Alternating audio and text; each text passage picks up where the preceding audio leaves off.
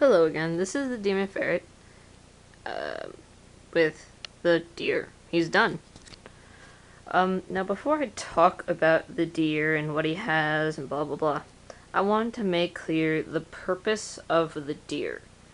And with the deer, originally the idea was to make a suit that I could potentially sell. Whereas Django and the Demon Ferret, both of them, although I never want to sell them, at the same time, they're not of a quality to do so. That went down the drain.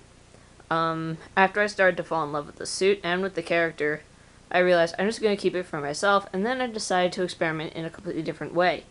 Pretty much the exact opposite way. The idea now is, how essentially cheaply could I make the suit and still make it look good? Basically meaning not using a balaclava, but using a handmade fleece one, as I said in my other video. Using minimal foam and not really caring. Basically just doing everything like a lazy bum.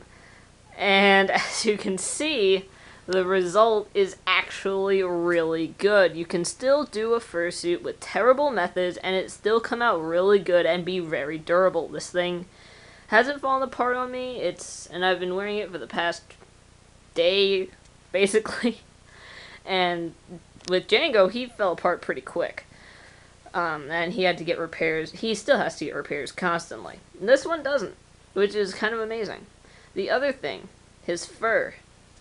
I did not use a duct tape pattern at all with him. Basically, I just laid fur on his face, glued it down, and then trimmed it to where it was the right shape. And on the front of the face, it looks good. On the back of the head, it doesn't. My conclusion, when it comes to where the foam is, you can do that. When it comes to where there is no foam, as in the hood and the back and the neck, it's not as much of a good idea, and I'm going to show you now the weirdness that is back here. As you can see, he looks like a scruffy mess, like he's just been through a tornado. And that's okay for his character. Because of his character, this is okay. This is acceptable. Of course, it's not acceptable for a commission, but, you know, whatever. He's not going to be sold. I'm just going to keep him. As I said, I fell in love with him, and I just don't want to part with him. Anyway, so now to what he is. He is, as I said, a foam on balaclava base, handmade balaclava, real shed antlers that have been sealed with polyurethane. 3-inch pile camel fur that has been shaved down immensely. 1 to 1.5 inch pile white fur, again shaved down. Both from distinctive fabrics. Fleece nose and nose stripes. Fleece tongue. Fleece inside the mouth. Fleece eyebrows. And then we have the eyes. They're kind of purple. They look like a grayish bleh, but they're actually purple and they're actually sparkly. You can't really see it, so oh well. The lighting's not right. To be honest, I don't know what this fabric is. My sweet mate and I were at Walmart getting stuff for our dorm, and we saw this, and she's just like, you should totally use this. So I'm just like, okay, and I did, and it's okay, except as I said in my other videos, if you haven't seen them, the paint clumps, and unlike plastic mesh, which I love using, and I'm going to use from now on forever, it cannot be fixed. I tried, it cannot be fixed. He has cute little deer ears made of foam. His antlers themselves do not have any complicated rigging.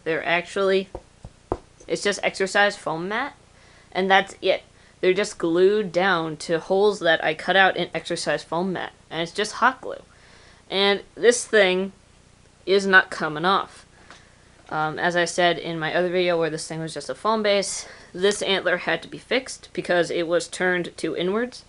And I had to not only pull this thing off, but I also had to use a blade to get it off because it was that on there. I didn't use brackets or anything of the sort. So I don't know what the big hype everyone was having an issue about with antlers is when I was looking it up. And now over to the back disgustingness. Oh, okay, moving on. The back, as you can see, is very, very scruffy, and it's not just scruffy because of the patchwork, but more so because I was tired when I did it, and I had a lot of slip-ups with the shaver. So as you can see, some parts are shaved down, some aren't, and that's just how it ended up, and that's okay. Let me see. He has a zipper. You can't tell. The lighting in here isn't good. Where was I? Oh yeah. But he does have a zipper. I would show you that, but kinda not right now. And that's it. Oh, he's a static jaw, as in his jaw does not move. He has great ventilation, and also one thing that I really wanted to experiment with, I really wanted to make sure I could do it, and I succeeded, was I can actually drink out of bottles with him, with both Django and the Demon Ferret. You can't do that for each with their own reasons, but this one you can. The mouth opens completely, so I can shove a bottle in there, and I can actually drink out of him, which makes him, honestly, a better suit. Even with his terrible construction methods that I did.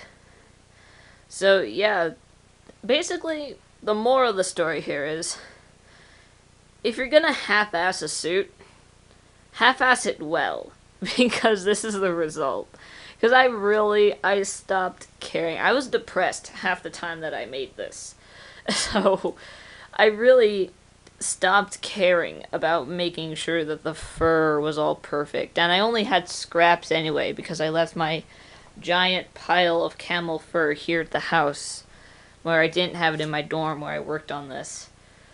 So I was using small scraps anyway. That's mostly the reason why he's a patchwork suit in the first place, is because of that, and also because I hate duct tape. I really do. After a while, it just gets annoying. It's just a lot of work. But in the end, he came out pretty good. He's adorable. He's very, very durable. I have probably hit my head with him, I'm gonna say 1,000 times. It takes a while to get used to antlers. And he hasn't been damaged. The only thing is that, yeah, in the back he looks scruffy, but who's gonna be staring at the back of my head for extended periods of time enough to care? So, yeah. This is my dear. He still has no name. If anyone has suggestions, I am open to it. Also, while I'm here, he has a jacket over here. I was wearing it earlier, so it's kind of a mess. But this is his camo jacket. Oh, fun.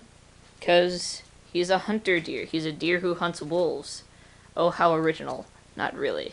But it's the best I could come up with. So he's a deer who hunts wolves, and if anyone has a name for him, please give me your suggestions. I would greatly appreciate it. Because I really can't think of anything.